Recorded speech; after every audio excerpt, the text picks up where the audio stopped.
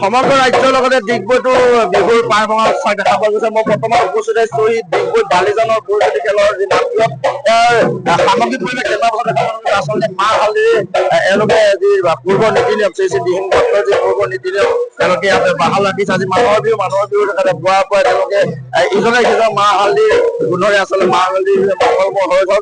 মাহ হালধি সানিছে আৰু পোনপটীয়াকৈ আমি কিছু কথা জানিবলৈ চেষ্টা কৰিম, যিহেতু বিহুৰ বতৰ আৰু বিহুৰ আপোনালোকে যে দিহিং সত্ৰৰ বুৰঞ্জীসকলৰ পৰম্পৰাগত আপোনালোকে এই নীতি নিয়ম ৰাখিছে, কি ক'ব? আমি প্ৰথমে অসমবাসী ৰাইজলৈ অসমীয়া নৱবৰ্ষ লগতে ৰঙালী বিহু আৰু আজি আমাৰ তৃতীয়টো বিহু উৰুকা। কালি আছিলে গৰু বিহু, আজি মানুহ বিহু। আমি 7 বিহু অসমৰ জনসাধাৰণে পালন কৰি আহিছে। এই অনুসৰি আমাৰ দিহিং সত্ৰৰ সত্ৰাধিকাৰ আপাৰ ঈশ্বৰৰ পৰম্পৰা আমি ৰক্ষা কৰি বালিজান বুৰঞ্জী খেল বালিজানত আমি প্ৰতি বছৰে আমাৰ ভকতসকল, আইসকল, যুৱক যুৱতী সকলো মিলিত হয় আমি মাহ হালধিৰে সাজ বস্তু হিচাপে আমি ভগৱানৰ চৰণত অৰ্পণ কৰি পিনি প্ৰতিজন জ্যেষ্ঠ ব্যক্তিক আমি মাহ হালধিৰে তেওঁলোকক আমি সেৱা ভকতি কৰি আৰু জ্যেষ্ঠসকলে কনিষ্ঠসকলক আশীৰ্বাদ প্ৰদান কৰে। আৰু এই অনুষ্ঠানটি আমি সদায় আমাৰ দিহিং সত্ৰৰ পৰম্পৰা আমি ৰক্ষা কৰি আহিছো আৰু অনাগত দিনলৈ আমাৰ এই দিহিং সত্ৰৰ পৰম্পৰা অটুট থাকিব। আৰু আজি এই সদ্যহতে আমি সকলো অসমবাসী ৰাইজলৈ আৰু আমাৰ দিহিং সেৱকীৰ যিমানবিলাক ভকত আমাৰ বিভিন্ন প্ৰান্তত আছে সকলোৱে আমি বালিজান বুৰঞ্জী খেলৰ তৰফৰ পৰা সেৱা ভকতিৰে আন্তৰিক শ্ৰদ্ধা আৰু ৰঙালী বিহুৰ শুভেচ্ছা জ্ঞাপন কৰিছো। আমি আশা ৰাখিছো অনাগত এই নতুন বৰ্ষটিত আমাৰ সকলোৰে বাবে আশাৰ বছৰ হওক। আশাৰ বছৰটিত আমাৰ অসমলৈ তথা পৃথিৱীলৈ শান্তি আৰু সমৃদ্ধি কঢ়িয়াই আনক।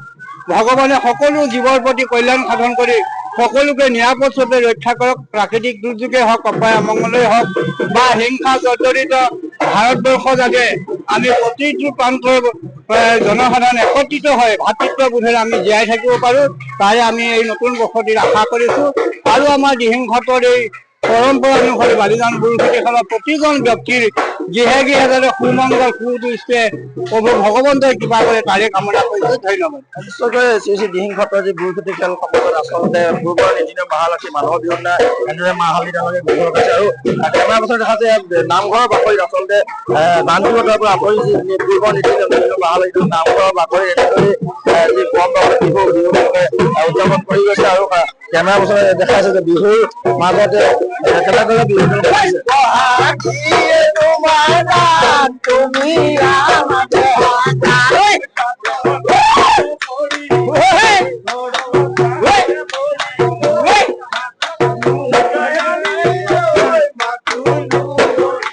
আসলে ৰাজ্যেৰ বিভিন্ন প্ৰান্তৰ লগতে ডিগবৈ বালিজানতো এনেদৰে বিহু পালন কৰা হৈছে।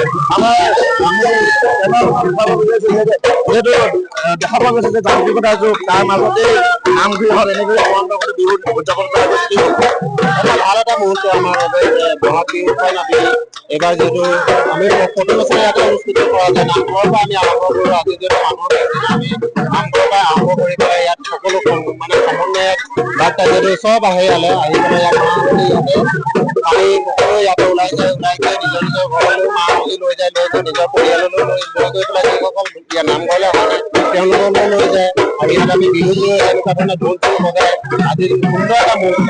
বিহু বুলি ক'লে একদম সকলোৱে এটা আমি যিহেতু অসমীয়া হিচাপে আমি বিহুখন আমাৰ মেইন আৰু বিহুক আমি যিহেতু এই নামঘৰৰ পৰাই আৰম্ভ কৰি পেলাই আৰু নামঘৰৰ মজিয়াৰ পৰাই আমি গুৰুজনাৰ ওচৰত শ্ৰীচৰণত সেৱা জনাই আজি বিহু আজি প্ৰথমে সকলোৱে যাতে ভাল হওক ইয়াৰ পৰা এটা অসমবাসীলৈ আমি এই বেলেজনবাসী ৰাইজ হৈ পেলাই ইয়াৰ পৰা এটা বাৰ্তা পঠাই দিলোঁ সকলোৱে ভালত বছৰটো বহাগটো ভালত সকলোৱে আচলতে মাঘৰ বিহু আজি নামঘৰৰ পৰা বিহু আৰম্ভ কৰিছে আৰু সকলোৱে